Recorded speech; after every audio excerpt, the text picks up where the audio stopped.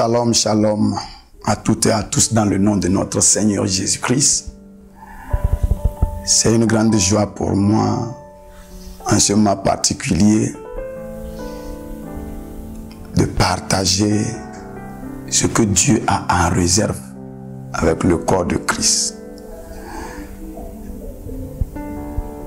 Et pour recevoir pleinement ce que Dieu veut nous dire, nous devons pleinement être connectés à lui. Alors c'est dans la prière que nous allons nous connecter. Prions. Jésus-Christ, tu es le chemin, la vérité et la vie.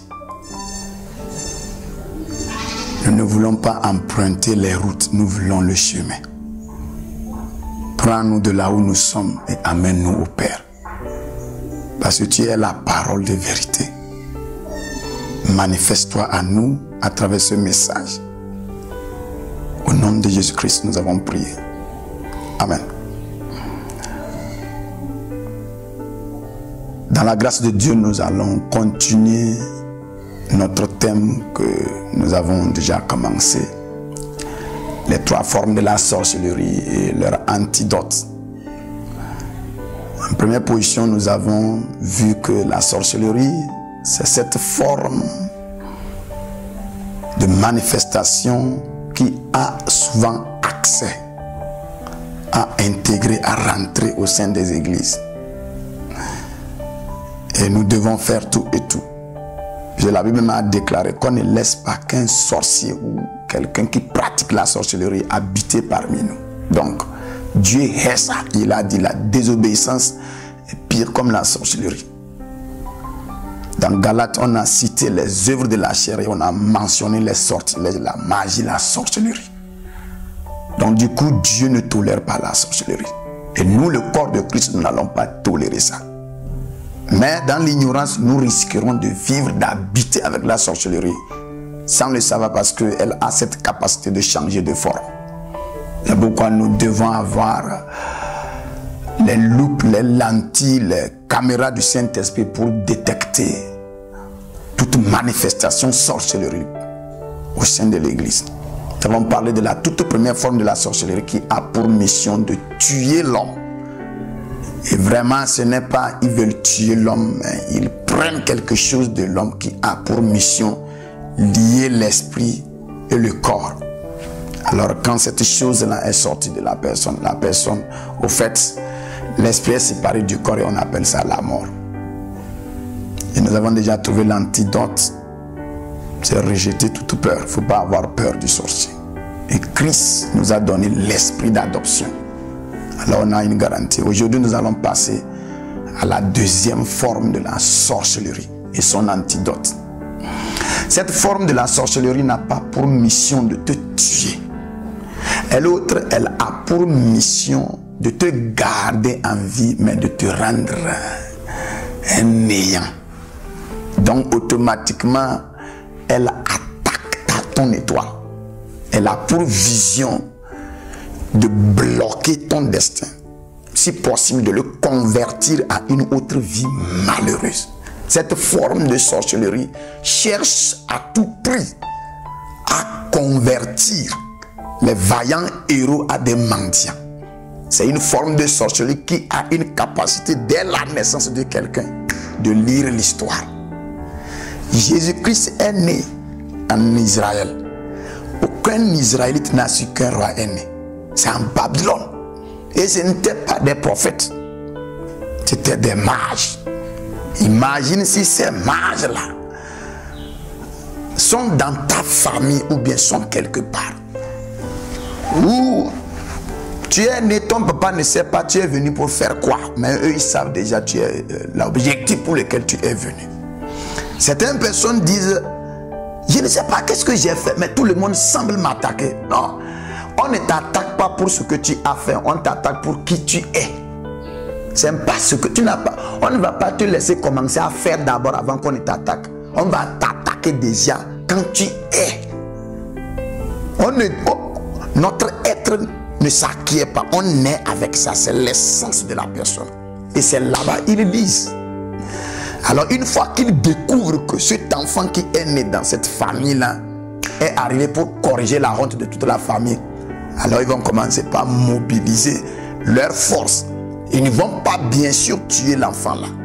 Mais avant même que l'enfant là ne sache que je suis venu pour réaliser un grand destin, ils ont déjà préparé des choses qui vont maintenant commencer à arriver dans la vie de cet enfant là, comme des malheurs, des perturbations, des troubles, jusqu'à ce que l'enfant là sera accablé des soucis ou peut-être il va se jeter dans la drogue. La plupart, quand nous allons dans les milieux et nous voyons les gens qui n'ont pas vraiment de valeur, au fait ce sont des gens qui sont nés pour briller. La preuve, Jésus-Christ est venu pour travailler seulement en Israël, mais un jour il est allé au-delà des frontières de sa juridiction. Il est allé au pays des Gadaréens. Qu'est-ce qu'il cherchait là-bas? C'est qu'il a vu que la sorcellerie attaquait le destin de quelqu'un. Cet homme qui était ligoté et vivait sur les tombeaux, enchaîné, en qui il y avait une foule de démons. Au fait, la Bible dit que c'était quelqu'un qui avait la capacité de dominer toute une décapole, c'est-à-dire qu'une région de 10 villes. Voyant l'éclat de son destin, les démons ont dit: nous n'allons pas le laisser. Alors c'est une forme de sorcellerie qui cherche à bloquer ton destin, à te transformer en un néant. Ils ont je dis bien tous les moyens, parce que cette forme de sorcellerie a vécu pendant longtemps et sait comment étudier les choses. C'est elle qui se manifeste comme des racontages. Cette forme de sorcellerie se manifeste comme commérage. Elle se manifeste comme des moqueries, des accusations fausses, où on ne te permet pas de te justifier. On a déjà écrit quelque chose gardé sur toi. Tu peux tout faire, on ne va pas changer ça. Et ils ne se limitent pas à eux-mêmes, ils vont vouloir contaminer ton entourage. On ne t'attaque pas, mais là où tu travailles, on attaque.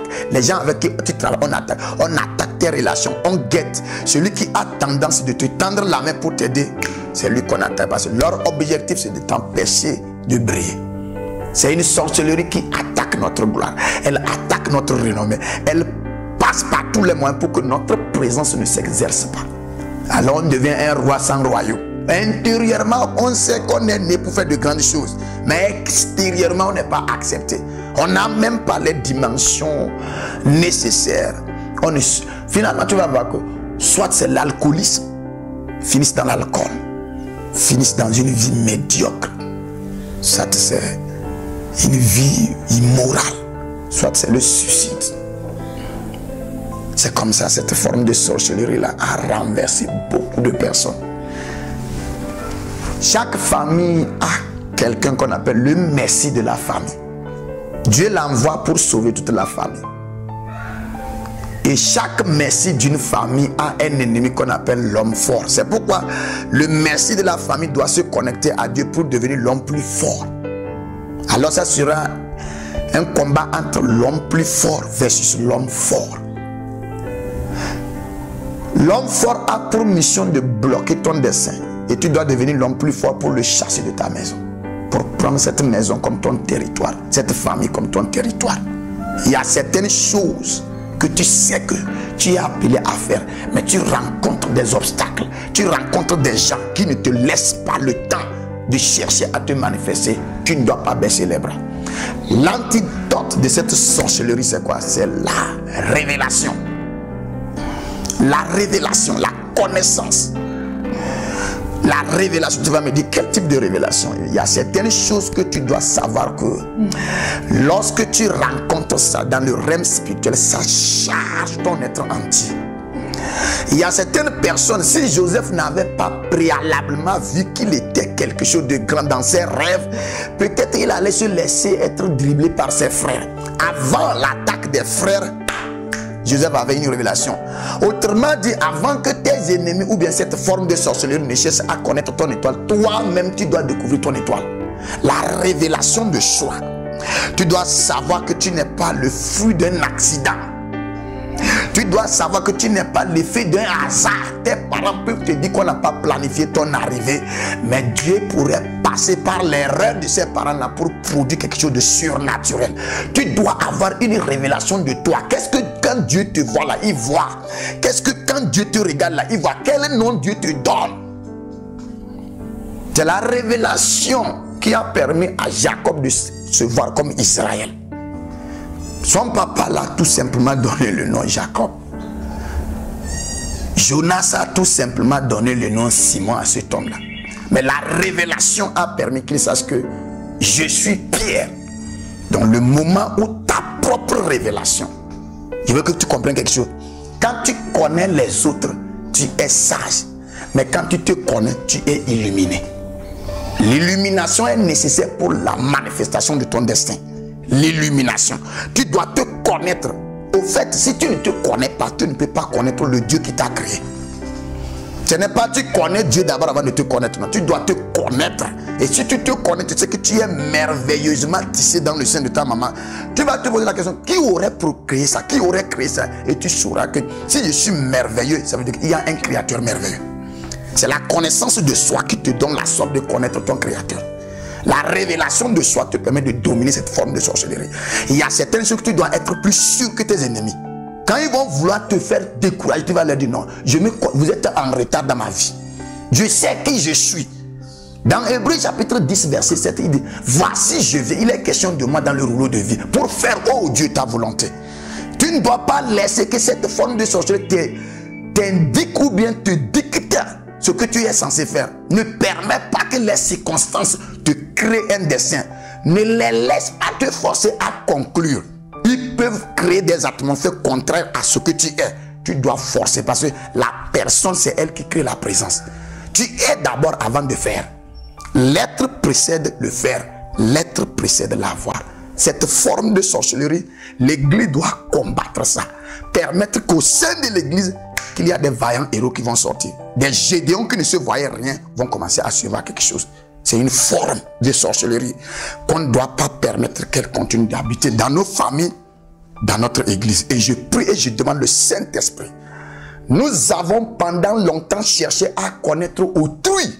Et la seule personne qu'on a ignoré de connaître, c'est soi-même. Saint-Esprit, permet que 2 Corinthiens chapitre 3 verset 18 se manifeste dans notre vie. Lorsque les cœurs sont convertis vers le Seigneur, le voile est ôté.